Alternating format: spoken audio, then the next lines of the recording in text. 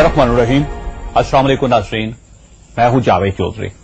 First आज वज़ीर-ए-आज़म पाकिस्तान यूसुफ रज़ा गिलानी ने गिलगित के एक आम और छोटे से मुलाजिम के लिए कौमी अवार्ड का ऐलान किया।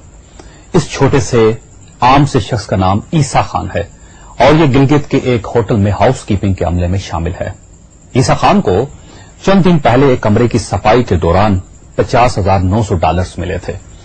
ये डॉलर्स किसी जापानी मेहमान के थे और ये शख्स चेकआउट करते हुए ये रकम कमरे की अलमारी में भूल गया था। पाकिस्तानी करेंसी में ये रकम 42 लाख रुपए बनती है। ईसा खान ने ये रकम फौरन होटल के मैनेजर को दे दी और मैनेजर ने जापानी मेहमान से राब्ता करके रकम उस तक पहुंचा दी। ईसा खान 51 बरस का एक गरीब पाकिस्तानी है। इसके 5 बच्चे हैं और ये 20 साल से होटल में सफाई का काम कर रहा है। इसकी तनख्वाह 21,000 रुपए है और इसके लिए 42 लाख रुपए बहुत बड़ी रकम थी।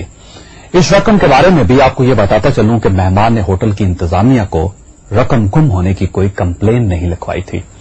जापानी मेहमान सिरे से ये रकम भूल गया था, लेकिन इसके बावजूद ईसा खान ने ईमानदारी का सबूत दिया और उसने ये 42 लाख रुपए वापस कर दिए जो शायद इसे जिंदगी में दोबारा न मिले। वज़ीर-ए-आज़म ने इस ईमानदारी पर ईसा खान को कौमी अवार्ड देने का ऐलान किया। ख्वाजात, ईसा खान जाली डिग्रियों जैसी बुरी खबरों के जमाने में एक अच्छी और रोशन मिसाल है और हम इसकी ईमानदारी को सलाम पेश करते हैं।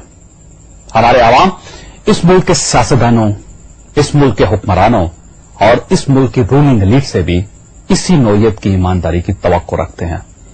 हम ये चाहते हैं कि जिस तरह ईसा खान ने पराई दौलत अमानत समझकर वापस लौटा दी थी, बिल्कुल इसी तरह हमारे हुक्मरान, हमारे सियासतदान भी आवाम के पैसे को अमानत समझें और जो भी इस इमानत में खयानत से परहेज करें। ख्वाजात, जब से जाली डिग्रियों का इशू सामने आया है, उस वक्त से बाद सियासी जमातों की तरफ से बार बार ये दलील सामने आ रही है कि सियासत का डिग्रियों के साथ कोई ताल्लुक नहीं होता। ये कानून एक आमद ने बनाया था और वो इसके जरिए मकबूल सियासी जमातों को इलेक्शन से बाहर रखना चाहता था। ये काला कानून खत्म हो चुका है। चुनांचे अब अगर कोई जाली डिग्री निकल आती है तो हमें तहम्मुल से काम लेना चाहिए, वगैरह वगैरह। हम एक लम्हे के लिए फर्ज कर लेते हैं कि यह दलील दुरुस्त है। अब सवाल पैदा होता है कि अगर सियासत का डिग्री के साथ कोई ताल्लुक नहीं तो फिर इसका किसके साथ ताल्लुक होता है? क्या इसका ईमानदारी के साथ भी कोई ताल्लुक नहीं होता? क्या इसका इखलाकियात, मॉरल वैल्यूज और सच्चाई के साथ भी कोई ताल्लुक नहीं होता?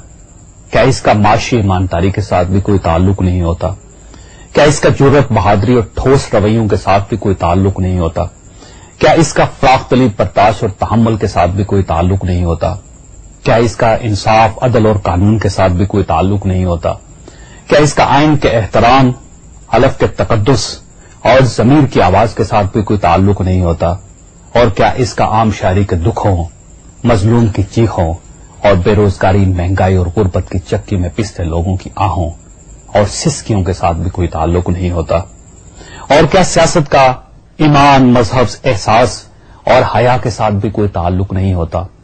अगर इसका जवाब हां है तो फिर हमारे सियासी ऐवानों में हया से लेकर ईमानदारी तक ये तमाम खूबियां दिखाई क्यों नहीं देती?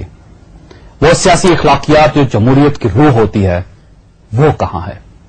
वो ईमानदारी जिसके जरिए सियासत मुकम्मल नहीं समझी जाती और ज़मीर की वो रोशनी जो वोट को मुकद्दस बना देती है, वो हमारे सियासी हलकों में नजर क्यों नहीं आती? इसका जवाब आप सोचिएगा और अपने ही लोगों को दीजिएगा।